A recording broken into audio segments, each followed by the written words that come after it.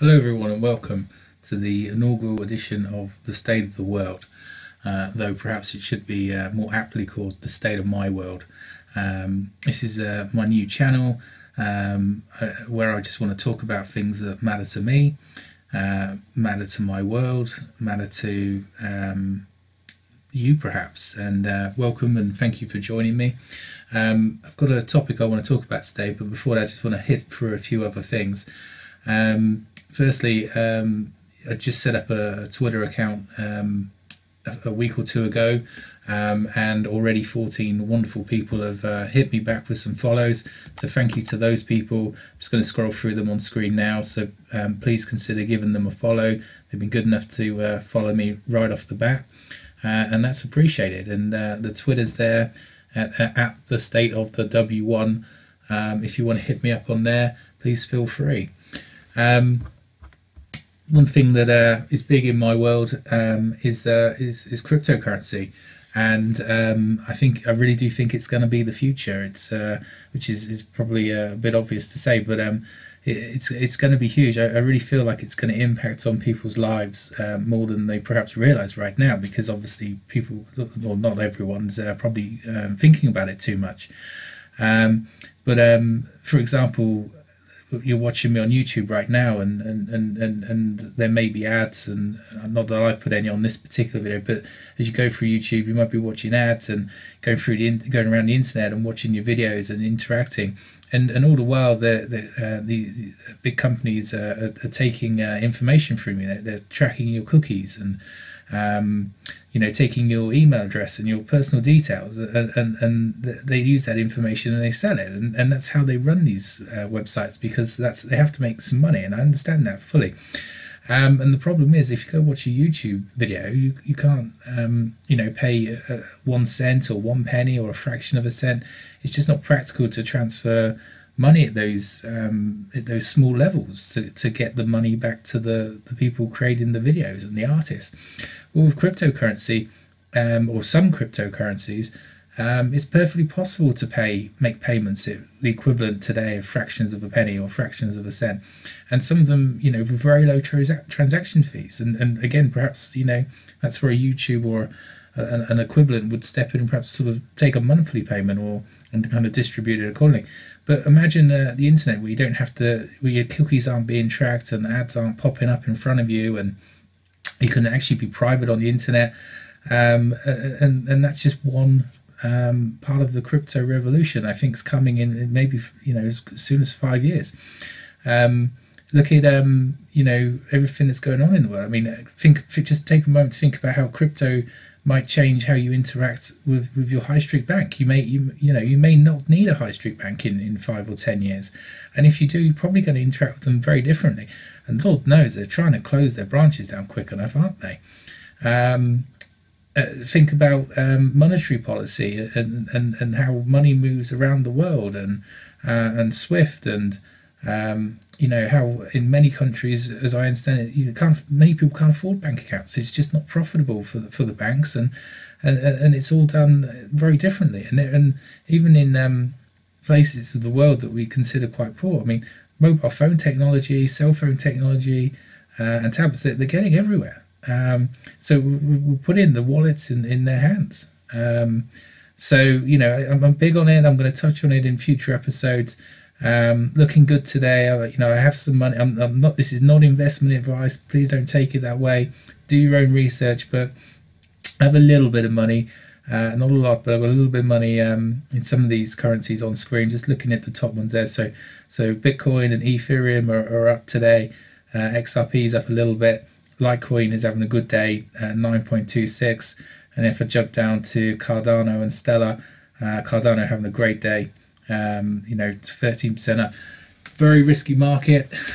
Do some homework. I'm not saying do some homework and invest, and only ever invest as much as you can afford to lose. But if you're not already, this is something to be looking at. And I think in the second half of this year, you're going to see Bitcoin and cryptocurrency in the news again for all the right reasons. I think we're on the precipice of another price surge this year, and I may be proven wrong there, but it'll hit the news again, and everyone's going to be talking about Bitcoin in 2 or 3 months. And you know, you might look at that 7,000, or let's call it $8,000 price there, and you know, if Bitcoin gets above 20,000 again, and maybe even as high as 50,000, you might be wishing you'd looked at it a little bit earlier. Anyway, that's by the by. I want to get on to the real topic today. And I know, you know, let me just address a few things before we get to it. So I know I've hit the video up, and you know, this is new. It's new technology. You know, there's no excuse for being too amateurish on YouTube, I'm sure. But I really felt this is something I wanted to do for a while, and I've kind of jumped the gun a little bit today because I just, again, every day I see some things come up, and I just feel like I want to talk about them. And if no one ever listens, then that's fine, because it's cathartic and I can just get the thoughts out of my head and put them out there. But you know, this just came up today, and I just thought, okay, just got to go ahead, do the video, put it out there, and we'll figure out the rest of the stuff as go along. So yes, I know it's a bit amateurish, no intro, no outro, probably no thumbnail, and all the things that all the classic and good YouTubers do. I will get there, bear with me. But if you like what I've got to say, please consider giving me a subscribe and a like, and I promise the video quality will get better in future videos. But this is what prompted me to get going today. If I can just get back to the start on my computer. So saw a tweet this morning from Andrew Martin at Devon Prof. Oxford City Council has just banned at 2 days' notice a town hall lecture booked ages ago and titled "Feminism Was Woman's Great Enemy Until Transgenderism Came Along" by Dr. Jules Gomes on purely political grounds, and then he says diversity, though I can't see where diversity comes in.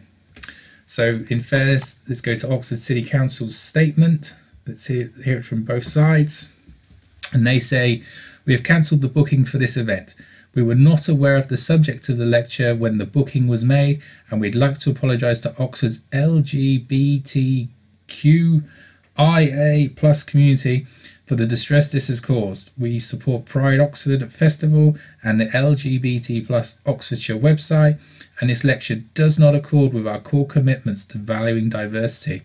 While we support the principle of free speech," questionable there, "this does not give anyone the right to use Oxford City Council as a platform for discriminatory speech. It has no place in any of our buildings, and we are undertaking a review of our bookings policy to prevent this from happening again." That's from Ian Brooke, Head of Community Service. Well, Ian, this start at the end there, I mean, review your policy by all means, because this is what we call a cluster.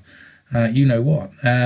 You know, this is something we're seeing. You know, if this is just a genuine slip of your policy, and I find that hard to believe, then yes, by all means, review policy. But because this must be a very embarrassing day for people on the council. No doubt, I'm sure a few people will be celebrating nonetheless. However, that's not the point here. We're seeing this more and more. We've seen this in America. We're seeing it more and more in the UK. People are invited to speak or on lectures, and a handful of people, for whatever reason and from whatever walk of life, say, "I don't want to hear what this person's got to say." And then they reach out to their friends, and they have these communities and organisations, and they put the pressure on, and then these speakers are being deplatformed. And that's not healthy in a society that should be valuing freedom of speech. Now, freedom of speech is one of the cornerstones of the freeness we experience and the liberty we experience, and we're throwing it away. We're absolutely throwing it away in the Western civilization. I don't like that. You know, there's plenty of people out there that have opinions that I don't like. I'm not out there emailing and tweeting saying, "Don't let this person speak." We have to let the variety of opinions be heard. And there is no protection under free speech for the right to, you know, there is no right to not be offended. In a world that truly values free speech, you're going to be offended from time to time, and just, you know, that's too bad. I'm sorry, but the liberty provided from freedom of speech is greater than the you know, the consequences of occasionally being offended.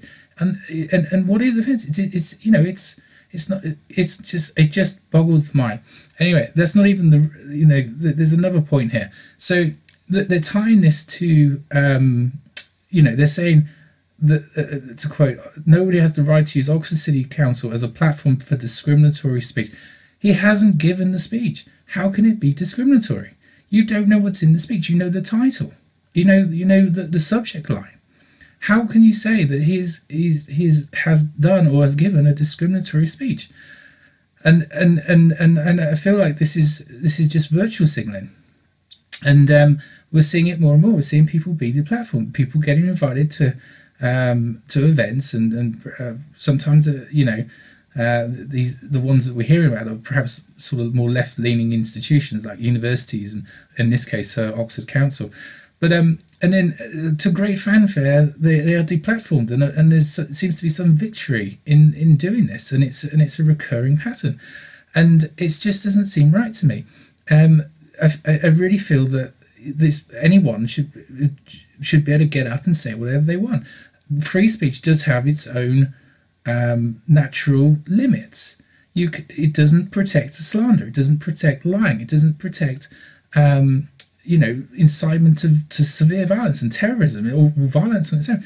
There are limits. I do not see that a speech on any subject on either side or any side, because it's not binary, but in any way, people's views should be heard. And if you don't agree with them, you have the absolute right to say, I don't agree with you. And that's fine. That's perfectly fine. But here we have Oxford City taking upon themselves to police free speech. And they've made a decision before a speech has even been given that it would be discriminatory. And it's a slight upon the person from whom the lecture was to be given. And this is where it gets interesting, because the person giving the lecture is a priest by the name of, forgive me, Dr. Jules Gomes. And Dr. Jules Gomes is of Indian background. So again, we've got a minority group claim, presumably, because the Oxford City Council have even gone as far as to apologise to the LGBT community. So presumably these people have taken offence before something's been said and taken action. Now, Dr. Jules Gomes has kind of retweeted this out, and I just want to go through some of the responses. So it seems I'm not a million miles off here. I can be in my own world sometimes, but it seems I'm not alone in my reaction. So as someone who's, Ian Paul Fletcher says, as someone who has paid council tax in Oxford and has also studied at its university, this is really disappointing to hear. Do you know how many ideas are stored up in the Bodleian libraries? What's so different about debating another one in public? Or shall we ban books too? Absolutely. And then this is where it gets a little bit weird, because Oxford City Council say, we're not stopping debate. We're just saying this particular one needs to take place somewhere else. This is not infringing anyone's free speech. It absolutely is. You absolutely have stopped a debate. You have cancelled a debate. Presumably there would have been questions and answers after the lecture. And you have just absolutely deplatformed this person. And you're saying this particular one needs to take place somewhere else. Are you saying not in a council meeting? You say not in Oxford? And what's so wrong with this man's opinions? Are you saying that you're declaring that certain opinions and certain values are greater than others, and that's just certainly not your role. It's not your place to be the arbiter of speech and values. You're a council. And to say this is not infringing upon anyone's free speech is absolutely ludicrous. You've literally just said he cannot come and speak in a public place, and you've deplatformed him. There's absolutely infringing upon his free speech. And there's some more reactions here. So generally, saying, well, yes, you are. And Kate Lee here says, I'm LGBT and I wasn't distressed by the event. Please stop patronising us. Oh, and diversity also extends to opinions. Brilliant point there, Kate. And then Dr. Jules Gomes again says, reiterating the point I just made, the speaker was a brown-skinned person of Indian origin who was going to talk about Hinduism as part of the lecture. Not diverse enough for white male Ian Brooke, who runs Oxford City Council. Nothing to do with Ian being white male. It's a terrible decision, though. And it says, on the contrary, you hate and fear diversity. This is replying to Oxford City Council. When it is a diversity of opinions or views or ideas. I have heard Dr. Gomes speak, and you are missing out on a fascinating, innovative and entertaining thinker. Thank you, Nick. Will Honeycomb said, ludicrous, chilling, Oxford City Council. So another response. I mean, I invite you, go into the feed, go have a look at what people are saying. Maybe some other people have jumped in since and, you know, are back in the band. But anyway, Penn and Free Methodist said, diversity as long as you agree with us. Inclusivity, which excludes Bible-believing Christians. And again, maybe it is, or maybe not again, but maybe it is. It seems that Christian thought is deemed in civic and institutions, certainly in the UK. Christian thought is the lowest of free speech. If you cannot have Christian free speech that impinges upon sexuality or gender fluidity or marriage or you know, in creation of laws and a whole other host of areas. If the two opinions clash, it seems, I should say, that there may be examples I don't see, but it seems that, you know, it's always the Christian belief that gets quashed. I'm not advocating for a Christian society. I know that just wouldn't be popular. I'm a Democrat, and you know, it's, you know, be realistic, but it seems there's always this trend. You know, and again, this person being a priest. So I've got one last reaction to show you, and I'll leave it there. But before I go to it, just like to say thank you very much for listening. It'd mean the world if you hit the thumbs up button and subscribe, and hopefully there'll be some more videos coming soon. And leave a comment. Tell me where I'm right, tell me where I'm wrong, or hit me up on the Twitter. But we'll leave it with this reply, which is a nice little cartoon. Warning. This is an inclusive society, and if we think you are talking, thinking, or behaving in a non-inclusive way, you will be excluded. Thanks, everyone. Have a great day.